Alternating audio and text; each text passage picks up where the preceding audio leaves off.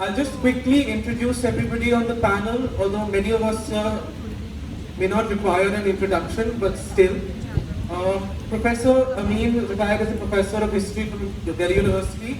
He is the author of two prominent books. The first is Event, Metaphor and Memory, Chori Chora 1922 to 1992, and Conquest and Community, The Afterlife of the Warrior Saint Kazimia. Rana Appa, is Rana Safvi, is an historian and author, and we shall be getting into her book with a lot of precision and interest. Affan Yesvi is the editor-in-chief and publisher of the Sufi magazine called Bach. He's read his master's in comparative study of world religions and has a master's in business administration. He is a descendant of Khaja Ahmad Yesvi, an 11th century Sufi saint from Central Asia. Anish Gawande is a writer and translator. He is the director of the YWCA Fellowship, an arts residency in Kashmir, and the curator of the Pink List, the country's first list of politicians who support LGBTQ+ rights. Anish graduated from Columbia with a degree in comparative literature and has read intellectual history and public policy as a Rhodes Scholar at Oxford. Siobhan Lambert-Hurley is a professor of global history at the University of Sheffield. She is a cultural historian of modern South Asia with specific focus on women, gender and Islam, and has written extensively on education, social and political organization, Indian princely states and the culture of Shahid. Finally, we have Rene Singh, who is an award-winning singer and whose distinctive work focuses on the lives of Sufi, Mughal and contemporary poets. She is a founding member of Hamari Urdu Mohabbat, which has become a leading group for performing this form of poetry and singing, which hopes to sort of revive the idea of the saint and their poetry in a more interactive and living form. All right, welcome everybody. The way we've thought of organizing this is that we'll do it in 3 rounds. I'll ask you a question. I hopefully expect a response. If anybody else has something to say or ask to a person who's answered, feel free to do that. But we'll try and do this in 3 rounds, and we'll try and limit the discussion to about 45 minutes so that we can open it up to the audience as well. Right, let's begin with Rana Appa, and this is going to progress in no fixed order. It was much to do with the play of seating, so do pardon the jump that will happen again and again. So your book, it is subtitled The Living Histories of Sufism. So could you perhaps right at the outset just help us understand what is it that you mean by living history? Clearly you have the idea of it being plural, that there is many more than one way of understanding whatever we understand to be Sufism and its past. But the interesting characteristic bit I find is what is life worth you? Thank you so much, Sarthak. And before I start, I would like to thank Sarthak for all the help that he has given me in this book. Because Sarthak is dealing with the ethnography of Tajganj, and he's been dealing with Sufism, and I have done a lot of exploration with him and discussed this book with him a lot. So by living histories, nothing is static. Everything is very dynamic, and Sufism, the way it was, the way it is now, there's a world of difference.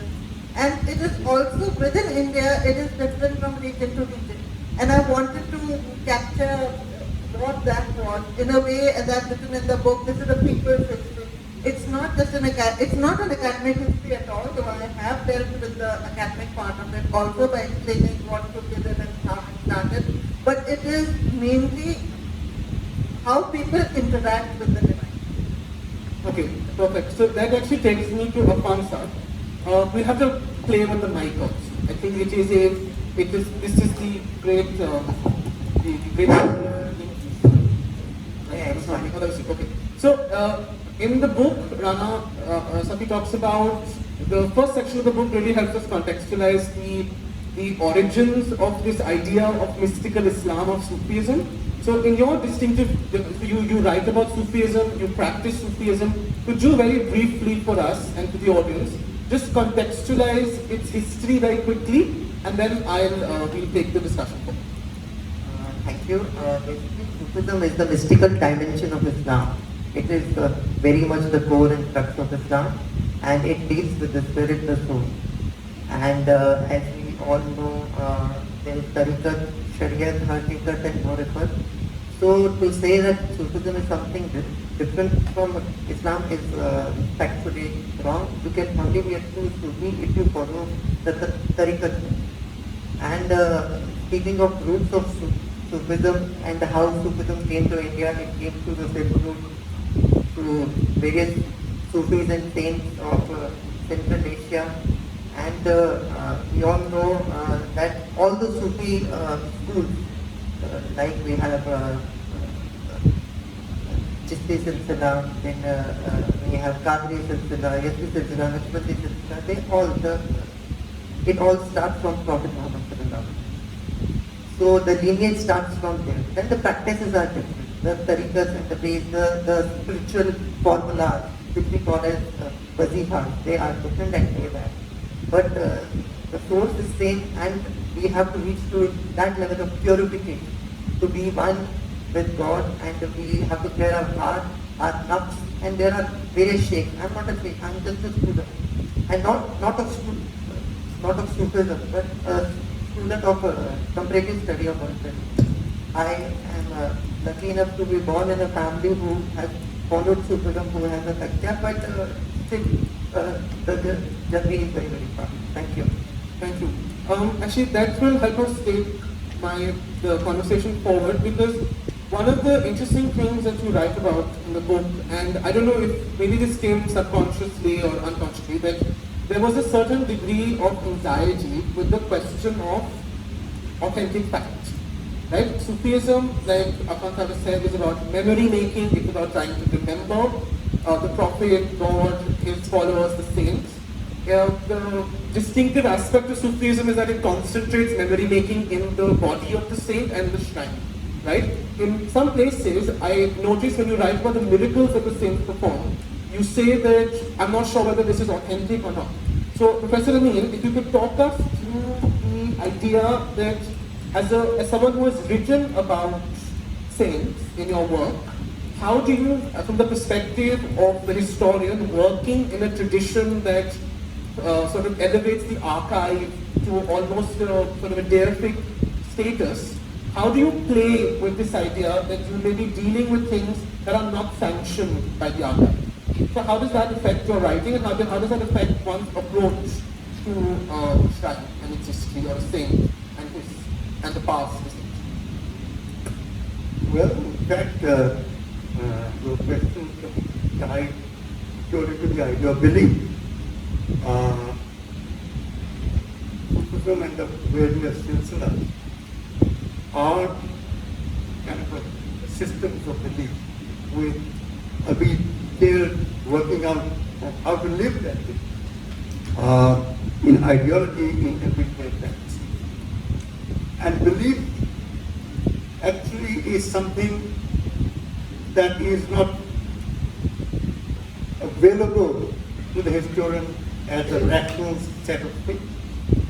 In fact, there's a very interesting book by one of the great historians of France called Lucien Febvre, who writes a book called Rabelais and the Problem of Unbelief in 16th century France. That you have to have mental tools to question the notion of belief, to be able to engage with belief in a non-belief system. You know, you have to have a physical concept of cause and effect, so that the interesting thing about Sufism, I am not a scholar of Sufism, in fact, not one who would like to pontificate about this situation. But the whole idea of Sufism is a notion of belief and of practice, of amal, of a way of leading a life which is not the life of an ordinary believing. Because you obviously you believe in the kalma, you believe in the Prophet, peace be on him, but there are ways of being in the world, in terms of devotion, in terms of practices, in terms of worldview of things around you, which is what ties you up to a notion of belief, which interestingly is tied to particular ways of this. So that's how I would do that. Yeah, please. to the Ahsan part of Islam, which means to constantly live in awareness that God is looking at you and you are seeing God. So it basically, the crux is this. No, so I think what's interesting to your point and your observation also is that when it comes, and I'm reading this through Rana Safvi's book, is that when it comes to writing, basically the point being that we occupy different worlds simultaneously, and that idea of there being a singular past may not necessarily hold true, especially when it comes to ways of engaging with the past that don't necessarily fit in to what we've understood growing up, or we've learned in school, or that's been sanctioned by a colonial or a nationalist archive. Now, a particular set of people who are generally absent in this great resource of writing up the past, especially about the practices of devotional Islam or mystical Islam, are women, right? So, Professor Lambert-Hurley, in your work, when you write about Muslim women, you sort of find them in the archive, you find that you sort of help us understand and reconstruct the archive by trying to talk about people who are absent from the everyday work of writing up of history and anthropology, whatever. But so how would you sort of help us understand, through examples perhaps from Rana's book, how do you, where do you find the women? Where do you find the women? Which we will come back to. We'll come back to the women in the dargahs. So perhaps let me frame it in this way. In writing a history of the dargah, in your historian self, wearing away from the anthropologist in you, how would you find and rescue and write about those people who are not necessarily well represented in the art? Thank you for that question. I think maybe the first point to make is that one of the things I really love about this book is that we see this through Rana Safvi herself. So that is first the woman that we see in this book. And we are given this kind of insight to this whole world through her eyes, and we're given it in a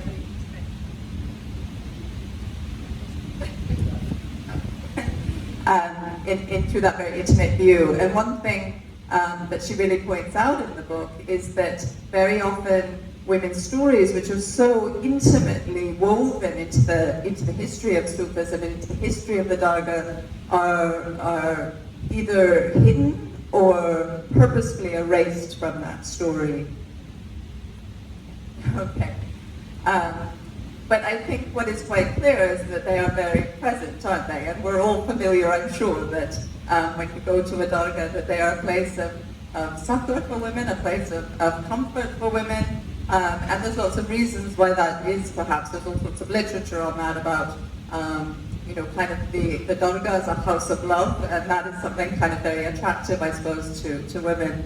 But I think also there's ways that we can kind of recover that story from quite normal historical sources as well. In my own work, I work particularly on autobiography and also on travel writing. And one thing that's kind of quite interesting, I think, is that even though there's perhaps this effort to separate women from the dargah in socio-religious reform writing, for instance, to say that Sufism is some kind of thing that women shouldn't be engaged in. When you actually read women's own accounts of their lives, they talk very openly about their engagement with the dargah, and still continue to recount that, even if they are perhaps from families that are very closely associated with Islamic modernism or with socio-religious reform movements. And the other way I think that I have been able to recover that is through travel writing as well. Very often women who travel, they talk about their experiences of visiting dargahs, they talk about their experience of becoming disciples, and therefore we can recover those stories even as those that attempt to erase them. No, that's perfect. I mean, I think one interesting conclusion that one gets by reading travel writings is that there's a possibility for understanding life outside structured spaces. So in between allows you to understand people's experiences and their own ideas of the self that we cannot get if we talk about them specifically in the home or the shrine or the mosque or the temple, whatever. Now, one particularly interesting aspect of the dargah, of the practice of Sufism, is that it allows different imaginations of the past.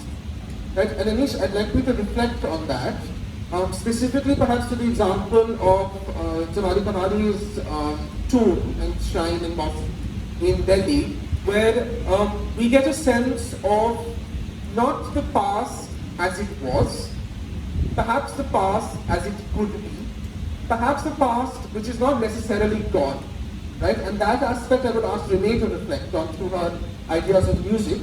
But perhaps could you talk about the idea both of how certain things get crystallized, certain representations of spaces and ideas and people get crystallized, and how dismantling those crystallizations allows you to imagine, allows you to have other forms of imagination. Not just imagination, but other forms of imagination.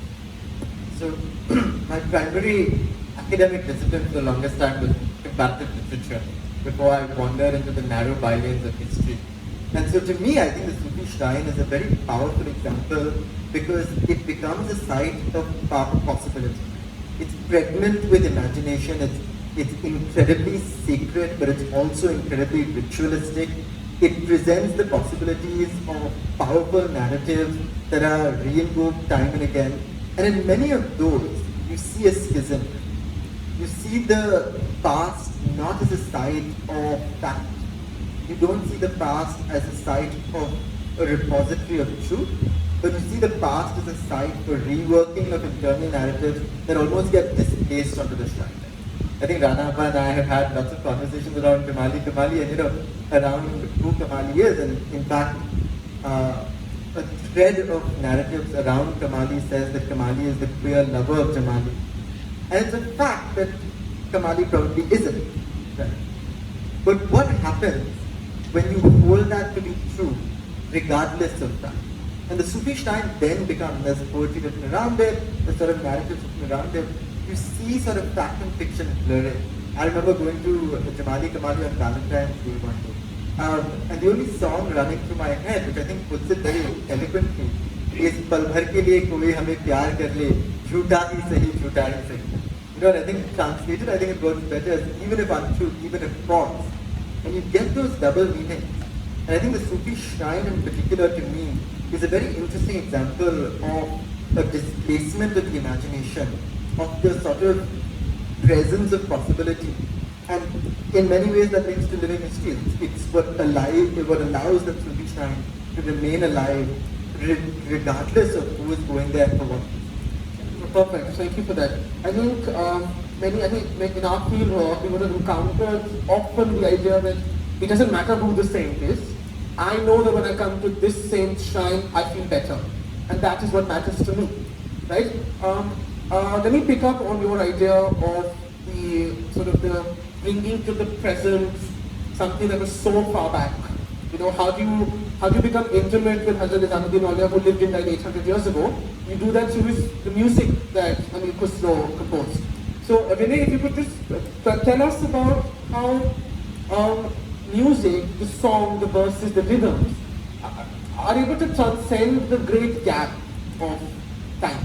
And a time which is saturated by so much violence, with so much change, that sitting here today, it's very difficult for us to imagine what Delhi would have been like 800 years ago, but perhaps we can glimpse the relationship that Hazrat Amir Khusro had with Hazrat Nizamuddin Auliya by, listening to Chhapte or by understanding it through that, the poetry of those verses. So could you just perhaps talk us through that?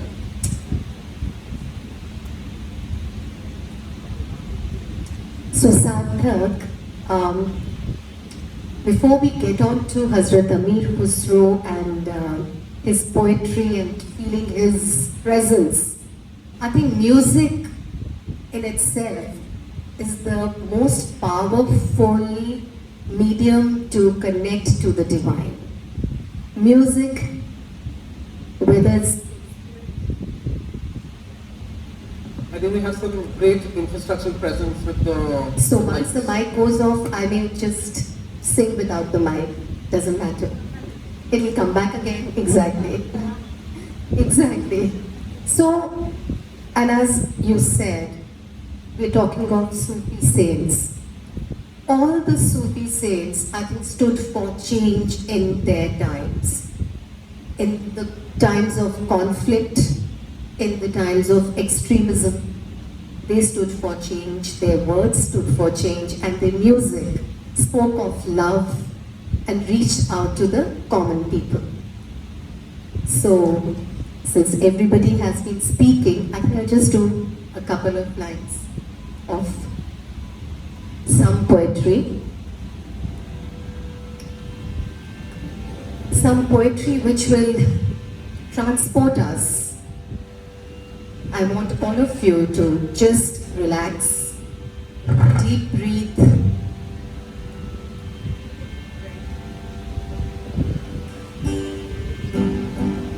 Take a deep breath and be of this place. आइए एक समा को create करें. Let this be the sama. In search of divine. अव्वले अल्लाह नूर उपाया, कुदरत के सब बंदे, एक नूर ते सब जग उपजा, कौन भले कौन मंदे? From the one light welled up the universe. So who is good and who is bad? Today I will bring to you, as we all speak, a blending of all the words of all these Sufi saints and shrines where they were penned down, written and experienced. And you be one with me, clap when you feel like, sing along when you feel like, और वजद में आ जाइए जहाँ.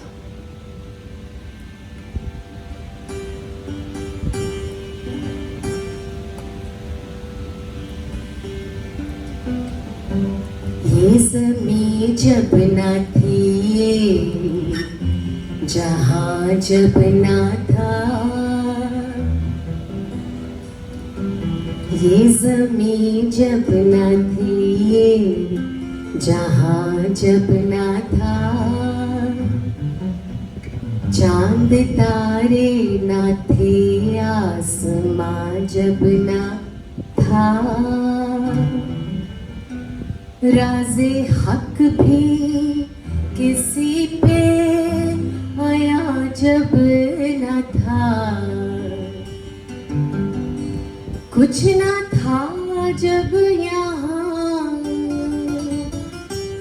कुछ न था जब यहाँ, था फकत तू ही तू, तू ही तू, तू.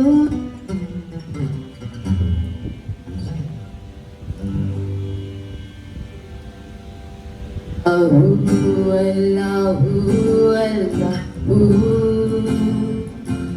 अल्लाहु अल्लाहु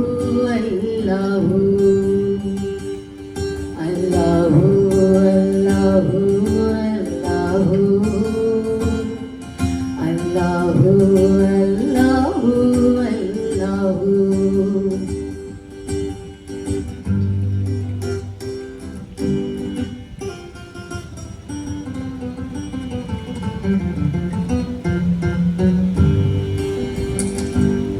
Allahu, Allahu, Allahu, Allahu, Allahu, Allahu. मुझको कहाँ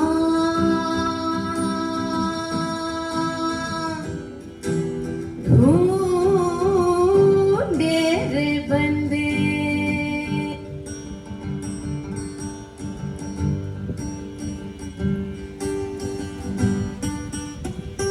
मुझको कहाँ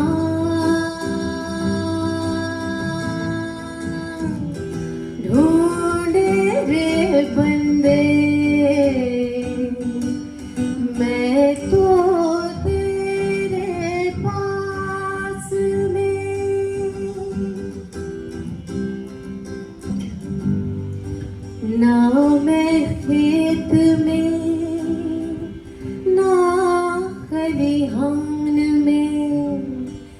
ना मैं मंदिर ना मैं मस्जिद ना मैं जप में ना मैं तप में ना काबे है लास में अल्लाहु अल्लाहु अल्लाहु अल्लाह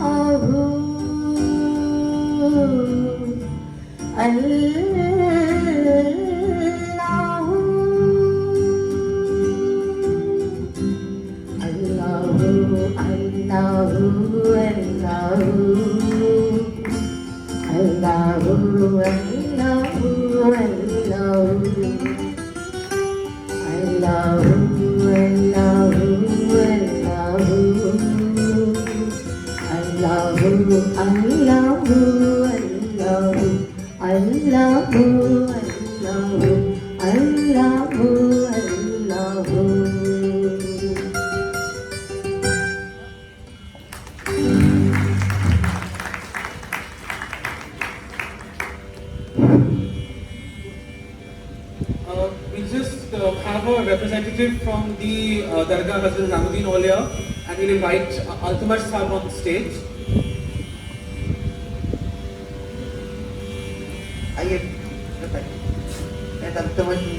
Nizami Sahib is the descendant of Mahbub Ilahi and he has come here to bless us. Altamash जो है मेरे छोटे भाई के जैसे हैं और बहुत ज़्यादा इन्होंने मदद करी है मेरी इस किताब में, मुझे एक्सेस दिलाने में, दरगाहों में, और बहुत ज़्यादा। जब भी मैं गई हूँ तो इन्होंने मुझे हमेशा चादर पहनाई है और उधर स्कार्फ पहनाया है। और एक दफ़े मैं गई थी बहुत साल पहले, 2015 की बात होगी, तो एक लंगर चल रहा था वहाँ पे, तो मुझसे कहते कि आंटी आप लंगर खा के जाइएगा। मैंने कहा बहुत देर हो रही है, मुझे जाना है। कहने कि इस दरवाजे से कोई लंगर छोड़ के नहीं जाता, यहाँ जो आता है लंगर खाता है उसे बादशाहत मिलती है। तो फिर तो खैर मैं रुकना था।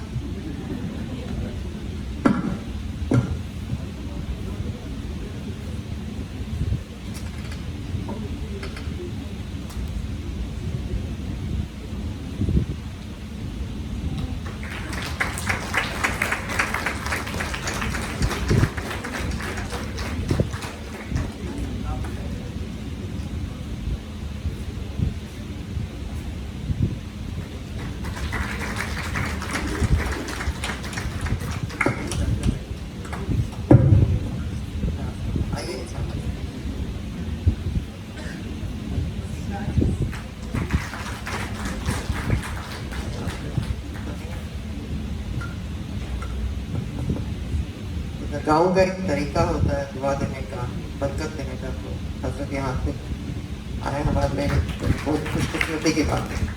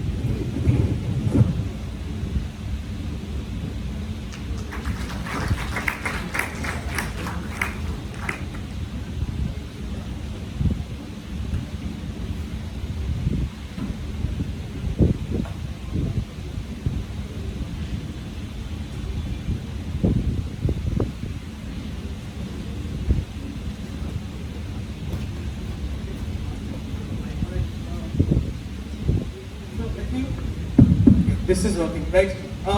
This reminds me of the idea of a it actually takes me to the next set of questions that I'd like to discuss. And for us, this may be quite an unfamiliar and striking discussion, but I have never participated in a discussion where there's so much embodied presence and so much sort of a cognitive idea, which is lovely. I'm really enjoying myself while this is happening. So let me start with you again, Rana. The idea of the book essentially echoes the idea of Sufi practice, which is you have to go and pursue divinity, right? So one of the people that you write about, and it's a very brief mention somewhere in the middle of the book, you're interviewing someone at a dargah, and the person says that I cannot give you my name because my identity has been subsumed by God, right? And it's in a footnote at the back, and like all good students, I have started with the bibliography rather than actually reading the text. So could you talk about this idea of what is it, again, what is it when you say, when you pursue something, right? How is it that Sufism is about pursual? How is it that it is not within you, right? The idea is that you're also created through sanctity. That, we were, Rene and I were talking about Kabir, and you begin your book with citing Kabir, saying that right? So the divinity is within you, yet there's a pursuit that something happens outside the body. So could you just talk us through these dimensions a bit?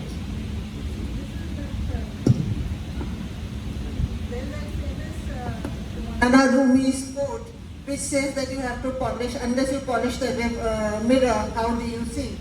So the divinity is definitely within us, but to understand that we have to polish that mirror, and that mirror is our heart. And then only can you see, it's not, like not everybody, because you are so used to the disturbances around us, the distractions around us, that it's not possible. Like during the course of writing this book itself, I have changed. I learned two things, not to a great extent, but to some extent of some.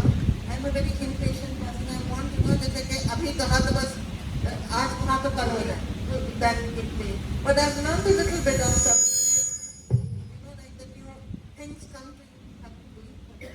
And Sufism, as Affan has already said, is a long and very rigorous meditative path. It's not something that आपने कपाली थोड़ी संस्कृति बनी है तो मतलब अभिषेक में करवाने से बहुत ही घर के अंदर कोई करवाने में छोड़ो में कभी आंगन से भी बहुत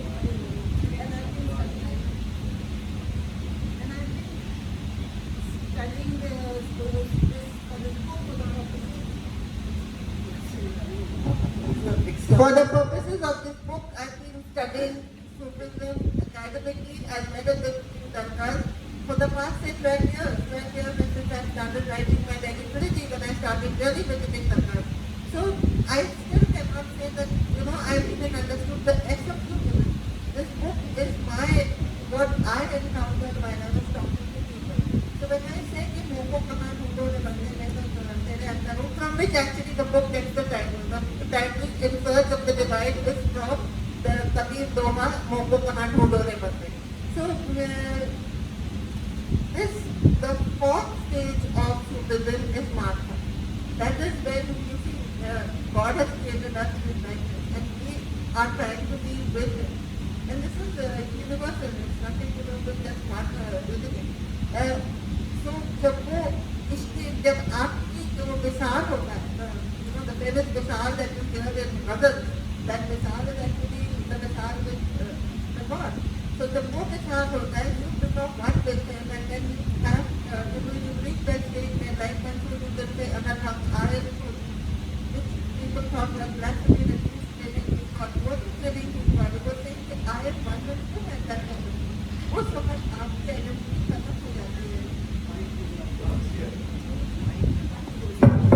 At that time, your identity is over.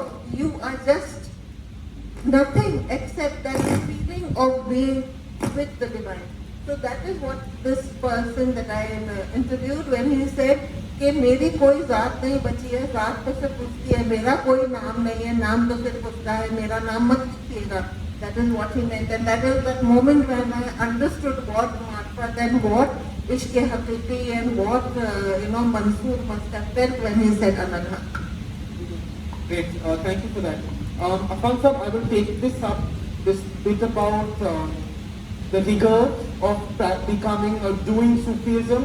Again, I find, you also comment about the subbook and its translation. The person who practices Sufism is a Sufi. The person on the path is on the path of Sufism. So I'm not sure what the correct terminology here is, but Piri, let's just call it Piri perhaps, or the pursuit of becoming a Wali, right? There's a lot of rigors involved. But it is something which I can also perhaps argue that the silsilas, the tariqas show you how to do it. Yeah, there are various tariqas, but as I stated earlier, all the tariqas start from Holy Prophet. They start from there, and the genealogy, or what we call as Shajranama, it starts from the Holy Prophet. But then what has happened, like we have Naqshbandi Silsila, Swarwardi, Qadri, or Chisti Silsila, their practices are different. In Naqshbandi Silsila, the meditation is very, very strict and regular. You have to be very careful. And Rana ji has very much stated in her book that they have to be constantly aware. There are 5 tones in it, and they have to be constantly aware of each and every thing. Whereas if we see in Chisti Silsila, Samabandi is allowed for meditation. Not the Sama which we see, like the Qawwali, which we see in Bollywood or at functions. That's not the right way. We need to have a proper permission to start this, because it is a mystical method in which the blessings are divine and the holy saint are. So whenever a Sama is started, a permission is sought from a religious leader or a spiritual personality. We are very lucky to have it as Syed Rana Safvi. So when a Sama happened at Dargah starts, he is the one, or someone from his family who gives the permission to the Qawwali. And then they also sing or perform the Qawwali, not as a singing but as a devotional dedication. And we should also observe that many Sufi saints and their followers, they have written a lot, and it is also because the Sufism emphasizes a lot about cleaning yourself, make yourself a mirror. जब दिल साफ हो जाता है ना, तो कुछ न कुछ निकल आता है. Some become good singers, or to sing it, like there is different chahriya in which you have to take the name of Lord so much that you start being like a bad, like you have to keep on doing it. You have to just forget yourself where you are. For nafs is a, yeah, it is ego, but there are also other parts which are attached to it. So that is there, and yes, different tariqas give you different spiritual formulas which we call as wazifas. And the beautiful aspect of it is that it is not written everywhere. It's sina bisina. It goes from the pir to the murshid, from the murshid to the talent. So you may not know it. वो मतलब आँखों से वो उन्हें कलमा दे दिया या सीने से दे दिया, वो मालूम वो कब्रों क्या वो चला जाता. Thank you for that. I think I will bring about this idea of seeing in a moment, in our after I sort of we've all had a chance to talk. One thing that I was very interested in is that there's almost like a mechanics to the pursuit of finding love for God. You know, you approach a shrine in certain set ways. It's standardized. One shrine may stand in for another shrine. You know, the fundamental idea is to through the memory of the good deeds of the saint, the memory of God, to try and sort of transform yourself, but also to become better, to cure yourself, to heal. So there is in India this very long-standing appeal that dargahs have, right? There's almost this idea that one can stand in for the other. So, Professor Amin, do you think there's something of a sort of a dargah culture that exists that sort of explains the long-standing appeal that these places have for people of all sorts of backgrounds? You know, that because the way of approaching the saint and finding love of God is so standardized, or there is a mechanics to it, there's an institutionalization to it, there is almost like one dargah can stand in for another dargah.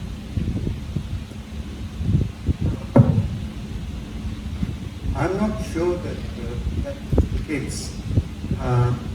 Because then, as it were, the Dargahe Upodipana, there is a particular personality to a Dargah. There is a history to that Dargah which is invoked by the people who are there, which we internalize in going to that Dargah. I'm not too sure, and I'm not worked on it, whether you can play around with a choice. I don't think it is like that.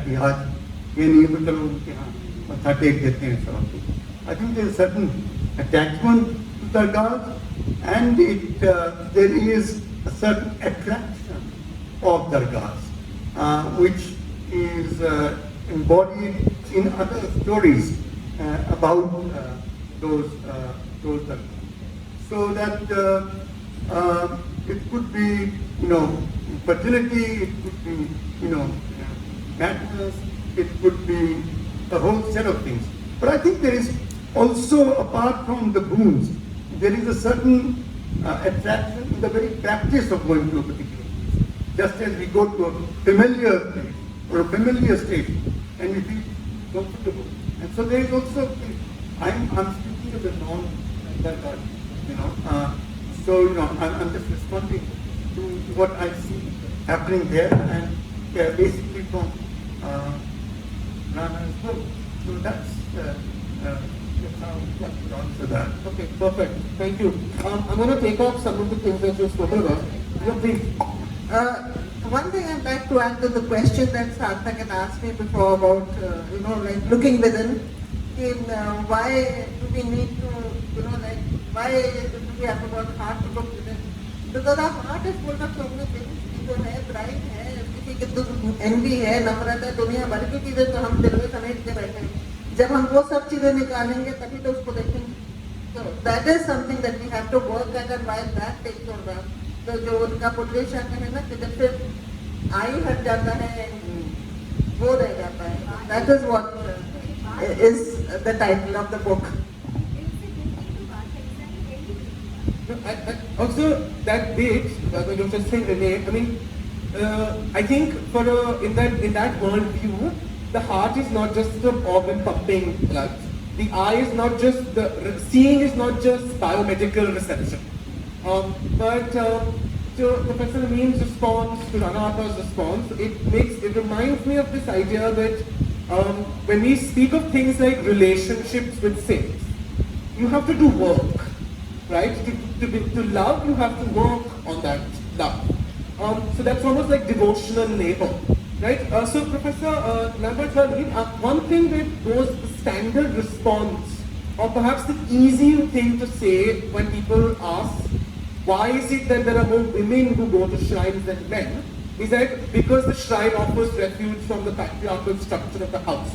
But what people, I think, scarcely don't reflect upon is that when you create a relationship of intimacy with a saint as your father or your mother or a sexual relationship with the saint, you have to offer a lot. You have to there's a psychological, emotional, material exchange that also happens when people go to a shrine. So perhaps could you help us think through this idea of the labor involved in creating intimacy, and perhaps reflecting upon.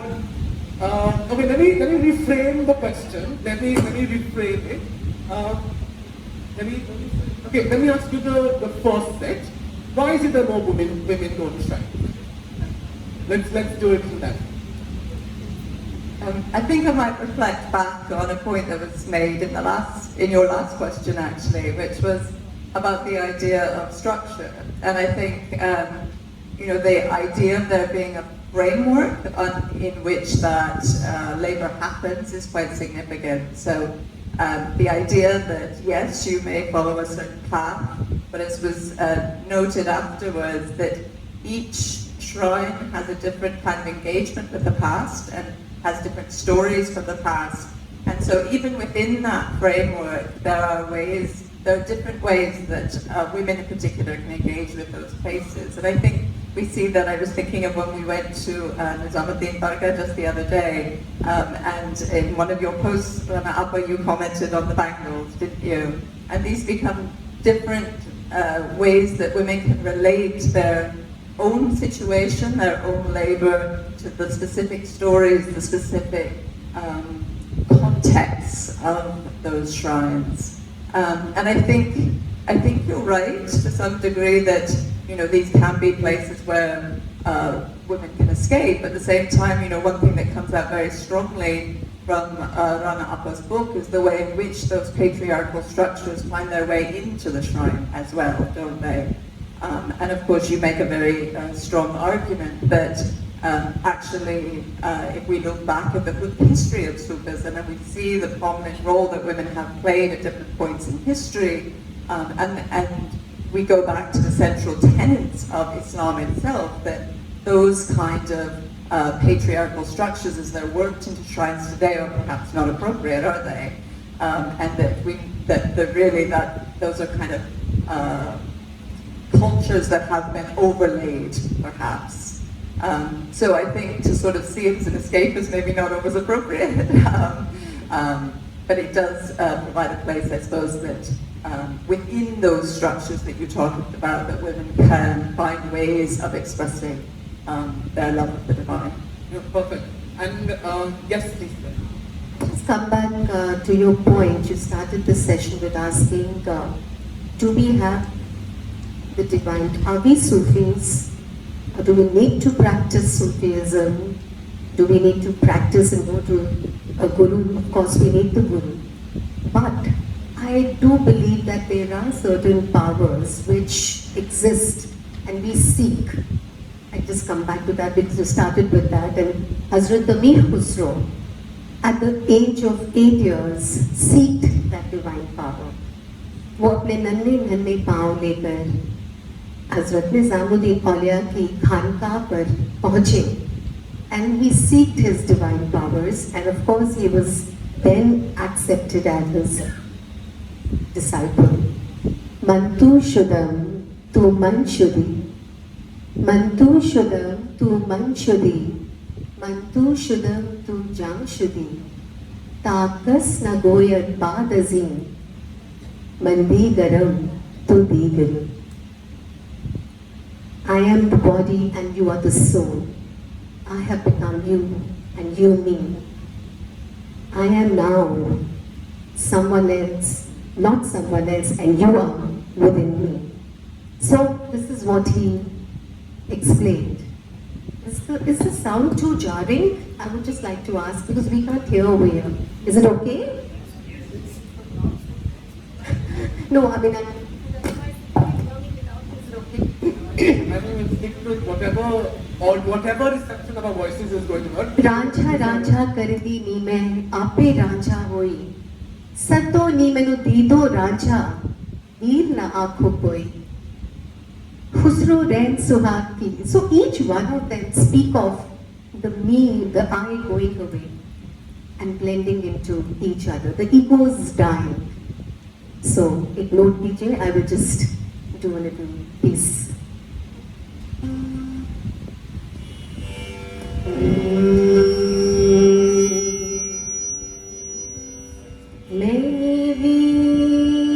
मेरा मुर्शिद ऊंचा असा ऊंचिया दे नाल निभाइया. बाबा बुल्ले शाह अपने पीर को मना रहे हैं. He is only seeing his Pir everywhere. The magic of love, इश्क. मैं भी मेरा मुर्शिद ऊंचा हंसा ऊंचिया दे नाल निभाया.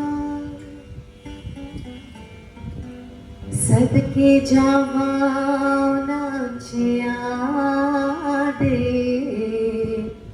जिन्ना निविया नाल निभाया.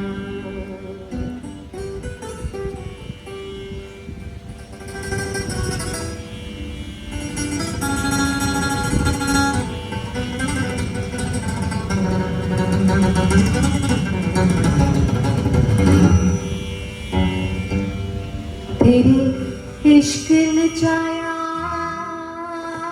हो, तेरे इश्क नचाया करके थैया थैया करके थैया थैया करके थैया थैया छेती आमी बेट बीबा छेती बोली बेट बीबा नेता मैं मर गया नेता मैं मर गया नेता मैं मर गया तेरे इश्क नचाया करके थैया थैया करके थैया थैया छेती आमी बेट बीबा छेती बोली बेट बीबा नेता मैं मर गया नेता मैं मर गया. Where are you, my love? If you don't come, I shall die. ओले डूब गया सूरज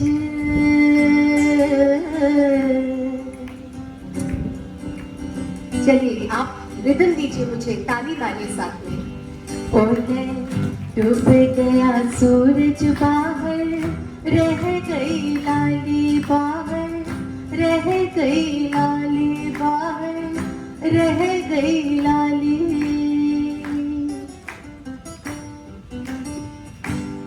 ओले डूब गया सूरज बाहर रह गई लाली वे मैं सदके हुआ देवा मुर्शिद खाली वे मैं सदके हुआ देवा मुर्शिद खाली. अड़िया मैं भूल गया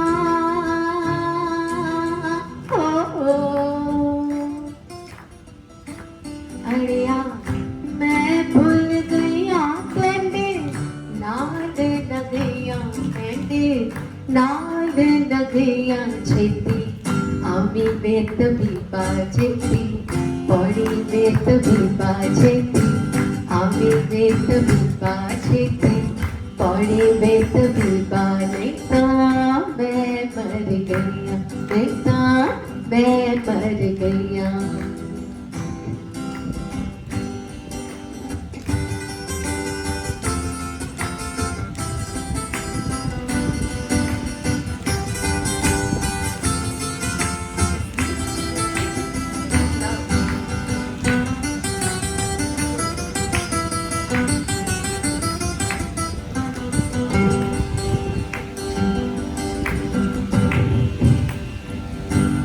इस इश्क दी झंगी विच मोर नचींदा. My heart is full of love, full of divine love. इस इश्क दी झंगी विच मोर नचींदा सानू कि बने ते काबे सोना यार दसींदा सानू किबले ते काबे सोना यार दसींदा सानू गायन करके ओ सानू घायल करके फिर खबर न लेता छेती आमी बेट बीबा छेती पौड़ी बेट बीबा छेती आमी बेत बीबा छेती पौड़ी बेत बीबा नेता मैं मर गया नेता मैं मर गया. Thank you very much. सानू किबले ते काबे सोना यार दसींदा. Everywhere there's only love and we should all experience that. I think right now the verses that you've chosen have reminded me of so many things that, but alas, we don't have the time to talk about them, except that this is how it would have started also, right? There's speech, there's song in the space of the shrine, in the khanka of the saints. There is much to talk about, and I'll continue, but I think Professor Amin had a comment to make. एक चीज मैं कहना चाहता हूँ कि अभी ख़वातीन का वहाँ उनका attachment to the shrine. What is interesting is that some of the Sufis, for instance, also composed songs that were part and lessened the drudgery of women's work at home. In fact, they were called Chakki Nama and Charkhana. Of course, there were symbols with the mood of the Chakki standing for Allah. But the point is that this is the most boring job, Chakki Pisna and so on, which is the job of the women. And normally the songs that attach them are about the kind of dreary life that they're leading. And that is really, in terms of the formalic expression, told to the brother who is the most prized visitor. And then going on to say that don't tell this to my father, don't tell this to my mother or brother, but just bundle all my woes and then throw it away. So away from the shrine, to come into the everyday life, because anyway there is a sexual division of labor between production of crops and making them available for people. So that is a very, very important aspect of it, and that's also a part of a whole set of vernacular songs that we haven't paid very much attention to. Sorry? Yeah. I think you're absolutely right. I think what your book does, Rana, is that it allows us, at least at the first step in the popular genre, to say that, okay, we've studied Sufism, we know how to approach it from A to Z, now let us perhaps get a different perspective going. Now, I want to just pick up that idea of the different perspective and ask Anish to comment on the idea that Rene's songs and Professor Amin's comments have helped, produced in my mind an idea that it's all about bringing that which is distant home, right? If you're my Qibla, you're my Kaaba, they're far away in Mecca, right? How do we bring it to the household, right? The saint's shrine in death, the Khanka in life, provides a place where all are allowed to go, right? It is a place, well, that is how it is presented in theology. In practice, of course, that is a whole different ballgame. But let us in the moment of the ideals, right? It's a place for, the idea of Garib Nawaz, right? Garib Nawaz. We think of Garib as in the word meaning poor, but the Arabic root of it is stranger, right? It is a place where strangeness is permitted. There are no strangers in front of the saint, right? So, Anish, perhaps reflect upon your work on Kashmir, reflect upon your reading of the book, and perhaps tell us what you think about the role that these places can play in our future. We've spoken enough about the past. Perhaps a little glimpse of the future. So, interestingly enough, I think our last cohort of Tarashiko scholars was in 2019, in September 2019, and one of the scholars was studying Sufi shrines in Kishtwar. Was selected before the sort of abrogation of Article 370 and lockdown. So we entered Kashmir in a very different setting than we thought we were going to enter. And the research took on a very different hue. Kishtwar is in Jammu province, but speaks Kashmiri, is almost evenly divided between Hindus and Muslims, and becomes a very tense spot at any moments of conflict. So you're at this incredibly tense spot in 2019 with somebody who's studying the Sufi shrines. And it's in those moments of crisis, that I think the shrine gets activated in its most potent form. Because you're seeing a city divided, but the shrine becomes a space where everyone can enter, and the shrine becomes a meeting ground that diffuses some of those tensions. These are not ideal scenarios, obviously. The shrine is, of course, idealized and secularized in some ways. Rana has pointed out in her book quite eloquently. But the shrine provides a space for this coming together in ways that other spaces don't. And I think maybe this hints a little bit, Sarthak, at what you call Dargah culture. Because I think that Dargah is legible more widely than most other shrines are, particularly because of the structure. I know what to do when I go into a Dargah, regardless of what Dargah I'm going to. I know the motions that I have to take. As an outsider, I don't know what to do at a Friday namaz in a mosque. That's not something that I know. That's not common knowledge. Right? So what are the ways in which the shrine over the years has become legible across differences? is something that I think is very interesting. At the same time, I really want to be careful around this idea of the shrine as a melting pot, as a meeting space, because it's become the site of a secularization of the shrine.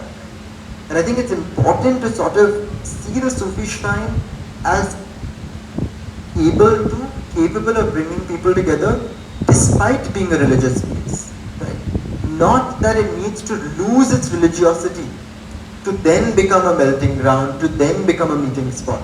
And I think this is where even a little bit of the conversation we've had around the Sufi shrine as a place of imagination, I think that place of imagination also is a contested space, because sometimes that imagination, particularly in queer love, is then used to secularize the shrine. So how does the shrine navigate these different things to engage with its past and its future in a context of secularization and existential threat to its religious nature is something quite interesting. But I think its ability to bring people together is quite unique, particularly in times of crisis. Well said. Brilliant, actually. Thank you for that. And I think it sums up pretty well the ideals of the book and its wide the geography and the depth of the temper, sort of its experiences with time, the wide range of time and space that Rana takes us through in the book. I wish I would have talked a lot more. Alas, we do not have the time.